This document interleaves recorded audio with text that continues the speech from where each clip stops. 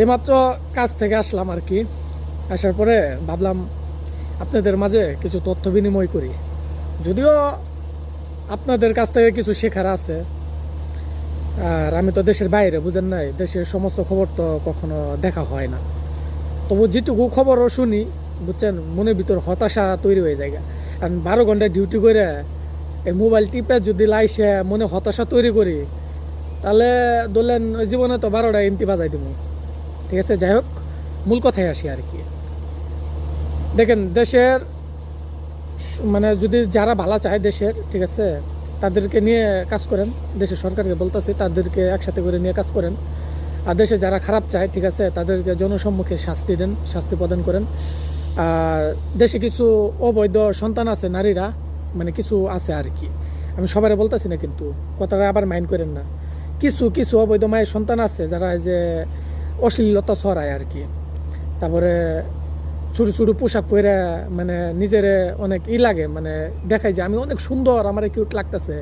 অথচ তার ওই একটা নারীর কারণে হাজার হাজার নারী ধরলেন বিপদে পড়তেছে বিভিন্ন যুবকের হাতে।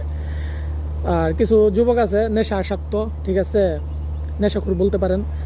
তো এইসব নেশাখোরদের জনসম্মুখে শাস্তি দেওয়া উচিত, আর প্রকাশ্যে সব কিছু ঠিক করা উচিত। কারণ জনগণ যে পর্যন্ত নিজের চোখে এই শাস্তিগুলো না দেখবে বা প্রকাশ্যে না দেখবে বা বুঝবে, সে পর্যন্ত ধরেন দেশের আইন কীরকম শক্ত বা দেশে আইন কতটা মজবুত, দেশের জনগণ কিভাবে বুঝবে, তাই না? তার জন্য দেশের জনগণের সামনে সমস্ত শাস্তি প্রদান করা হোক, এই আইনটা চালু করা হোক আর কি।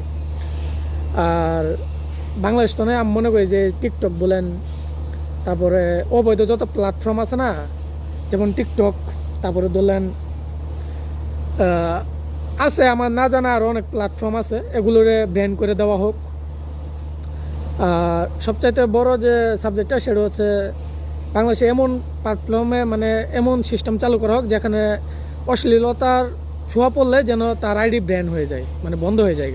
এই সিস্টেমটা চালু করেন, দেখবেন দেশের অনেকটাই ঠান্ডা হয়ে যাবো দেশ, ঠিক আছে। নারীরাও ভদ্র হবো, পদ্মাশীল হবো, ঠিক আছে। আর অধিকাংশ সমাজই নষ্ট হইতেছে মাদকাসক্ত আর বেপর্দা নারী কিছু আছে যারা ধরলেন মানে যাদের কার্যকলাপ ধরলেন অবৈধভাবে শুরু, এগুলো বন্ধ করা হোক, ঠিক আছে। তাহলে দেশের পোলাপান সুস্থ থাকবে, নিরাপদ থাকবে। আল্লাহ হাফেজ, সবাই ভালো থাকবেন। ভালো লাগলে সাপোর্ট করবেন, আর ভালো না লাগলে তো বললাম এই সাইডে যাবেন।